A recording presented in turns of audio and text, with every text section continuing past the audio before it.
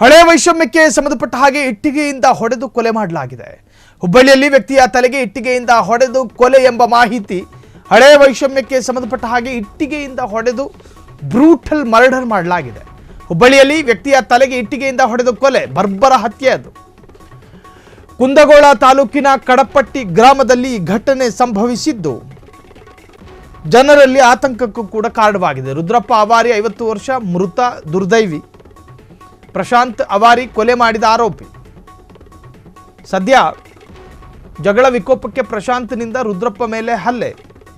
ಆರಂಭದಲ್ಲಿ ವಾಗ್ವಾದದಿಂದ ಪ್ರಾರಂಭ ಆಯಿತು, ಕೊಲೆಯಲ್ಲಿ ಅಂತ್ಯ ಆಗಿದೆ. ಹಳೆ ವೈಷಮ್ಯಕ್ಕೆ ಸಂಬಂಧಪಟ್ಟ ಹಾಗೆ ಇಟ್ಟಿಗೆಯಿಂದ ಹೊಡೆದು ಕೊಲೆ ಎಂದು ಪೊಲೀಸ್ ಮೂಲಗಳಿಂದ ಮಾಹಿತಿ. ಹುಬ್ಬಳ್ಳಿಯಲ್ಲಿ ವ್ಯಕ್ತಿಯ ತಲೆಗೆ ಇಟ್ಟಿಗೆಯಿಂದ ಹೊಡೆಯಲಾಗಿದೆ. ನೋಡಿ, ಕೊಲೆ ಬೇರೆ ಬೇರೆ ಕೊಲೆಯ ಮೂಲಗಳನ್ನು ಹುಡುಕೋದಕ್ಕೆ ಹೋದರೆ ಒಂದು ಹೆಣ್ಣು ಅಥವಾ ಸಂಪತ್ತು, ಜಾಗದ ವಿಚಾರ, ಕೌಟುಂಬಿಕ ಕಲಹ, ಹೆಚ್ಚಾಗಿ ಹೆಣ್ಣಿನ ವಿಚಾರಗಳು ಬಯಲಿಗೆ ಬರುತ್ತೆ. ಸೊ ಈ ಪ್ರಕರಣದಲ್ಲಿ ಹಳೆಯ ವೈಷಮ್ಯ, ಅದು ರಾಜಕೀಯ ವೈಷಮ್ಯನೋ, ಸೈದ್ಧಾಂತಿಕ ವೈಷಮ್ಯನೋ, ಕೌಟುಂಬಿಕ ವೈಷಮ್ಯನೋ, ದುಡ್ಡಿನ ವ್ಯವಹಾರನೋ, ಅಥವಾ ಈತನ ಏಳಿಗೆ ಆತ ಸಹಿಸಿಕೊಳ್ಳಿಲ್ವೋ, ಕೆಲವೊಂದು ಪ್ರಕರಣಗಳಲ್ಲಿ ಹಂಗೂ ಇರ್ತವೆ.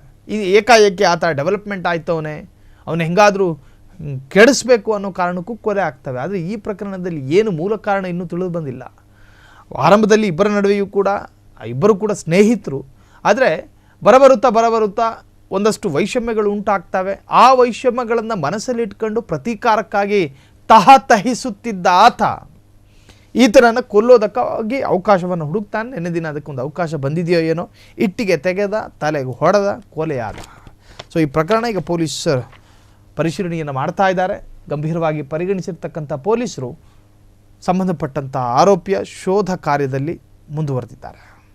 ಕ್ಷಣ ಕ್ಷಣದ ಸುದ್ದಿಗಳಿಗಾಗಿ ಫ್ರೀಡಂ ಟಿವಿ ಸಬ್ಸ್ಕ್ರೈಬ್ ಮಾಡಿ, ಲೈಕ್ ಮಾಡಿ ಹಾಗೂ ಫಾಲೋ ಮಾಡಿ.